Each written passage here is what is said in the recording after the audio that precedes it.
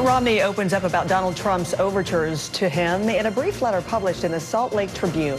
Romney says that he was more than a little surprised Trump reached out to him about the Secretary of State post and would have been more than willing to serve. Romney adds that he sees being considered for the job as a welcome sign that Trump will be open to alternative views and even to critics.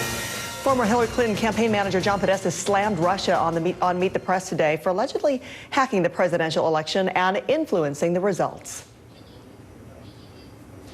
Both the CIA, the Director of National Intelligence, the FBI all agree that the Russians intervened to help Trump and that, as they have noted this week, NBC first revealed that Vladimir Putin was personally involved with that.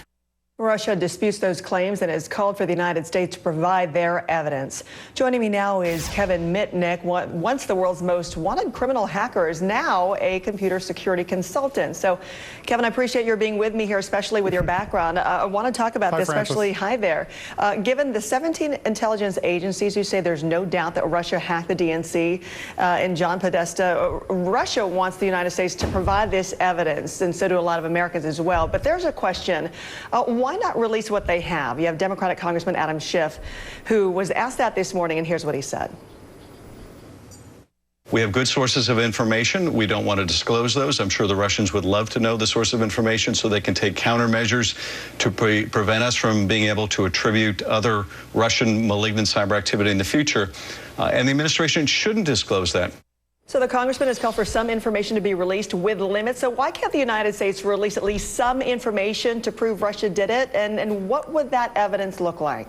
Well, first of all, attribution's really hard, and they would be releasing forensic evidence, but intelligence agencies usually don't like to give out this information because then the other side could try to evade that in the future. But the real problem here is this hack, okay, into John Podesta's email really just started with a simple email, what we call phishing.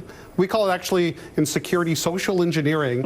And he was fooled by this email. It came in from apparently what it looked like Gmail, that there's been an incident that happened and he needs to reset his password. He sent it over to his IT department. They vetted it. They said it was okay. And he went ahead and did it and provided his username and password. In security, we call this credential harvesting. If Podesta actually enabled what we call two-factor authentication, that means two-step.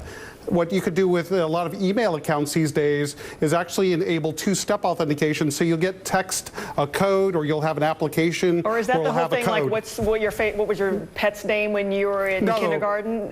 No, totally different. No, that's a password reset question. Okay. There's actually what two-factor is when you log in, you need your login, you need your password, and then it will text you a code. Gotcha. For example, and then you have to have the code, or you open an application up on your phone and see the code. If he had that on his phone, even if the bad guys had his username and password, they wouldn't have been able to get in.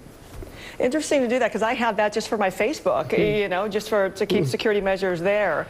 So you're basically saying, you're basically saying this was not a sophisticated scheme in doing this, right? No, that's why, attribution is hard, whether it's the Russians, whether it's the Chinese. I guess we have to defer to the U.S. government, who's not going to release the evidence.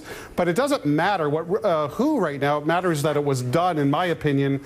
And it was done because they really had bad security. They didn't even think to enable this two-factor authentication, which most businesses do.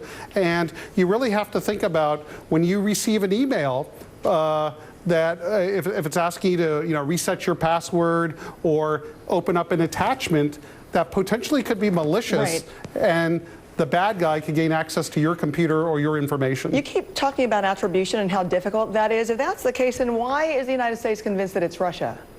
Well, they won't tell us, right? And as a hacker, because don't forget, I was on the other side many years ago, and one of the things I would do to make it really hard for law enforcement to find out who it was, that it was me at the time, I would break into other computers around the world, and then what I would do is from the computer that I hacked into, is then I'd hack another computer. So if that connection was actually traced back, it'd be traced to a cutout computer like in China, for example. So it's really simple for attackers to make it look like it came from a country or a group or somebody else. It's really not that difficult. Fascinating to see, especially when you have instances with Yahoo getting, all those making headlines as far as that. So I appreciate your perspective. Did you want to? Yeah, I would love to see the evidence. The same thing with the Sony hack when the U.S. government claimed it was North Korea.